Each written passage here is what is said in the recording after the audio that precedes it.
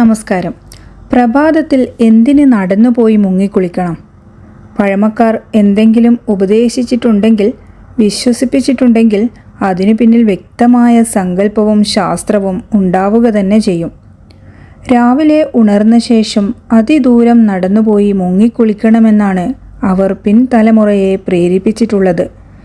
സാധാരണ നിറഞ്ഞൊഴുകുന്ന നദിയിലോ ക്ഷേത്രക്കുളത്തിലോ ഒക്കെയാണല്ലോ കുളി. പ്രഭാതത്തിലുള്ള ക്ഷേത്രക്കുളത്തിലെ മുങ്ങിക്കുളിയെ വളരെ വിശേഷപ്പെട്ട ഒന്നായിട്ടാണ് അവർ വിശേഷിപ്പിച്ചിരിക്കുന്നത്. മുങ്ങിക്കുളിക്കുന്നതിന് പിന്നിലെ രഹസ്യം പലരും അംഗീകരിച്ചിരുന്നുവെങ്കിലും നടന്നുപോയിട്ട് എന്തിനാണ് ഒരു മുങ്ങിക്കുളിയെന്ന് ആരും ചോദിച്ചു പോകും. കുളിക്കായി രാവിലെ അല്പം നടക്കേണ്ടി വന്നാൽ അതും ഒരു വ്യായാമമെന്നേ പഴമക്കാർ കണ്ടുള്ളൂ. മാത്രമല്ല, ഇങ്ങനെ നടക്കുന്നതിലൂടെ ശുദ്ധമായ ഓക്സിജൻ ശ്വസിക്കാനും സാധിക്കും. ഇതിലൂടെ ലഭ്യമാകുന്നതോ മനസ്സിൻ്റെയും ശരീരത്തിൻ്റെയും സുഖവും ആശ്വാസവും.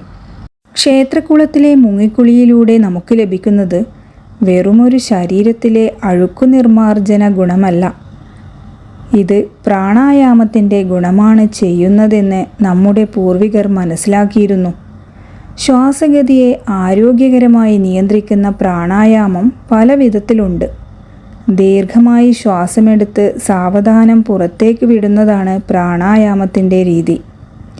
ഇതുമൂലം ശരീരത്തിലെ കോടാനുകോടി വരുന്ന കോശങ്ങൾക്ക് ശുദ്ധമായ ഓക്സിജൻ ലഭിക്കും. അതിൻ്റെ ഗുണങ്ങളും ഒട്ടനവധിയാണ്. ബുദ്ധിശക്തിയും ഓർമ്മശക്തിയും വർദ്ധിക്കാൻ പ്രാണായാമം സഹായിക്കുന്നുണ്ടെന്ന് ആധുനിക ശാസ്ത്രം അംഗീകരിച്ചിട്ടുണ്ട്.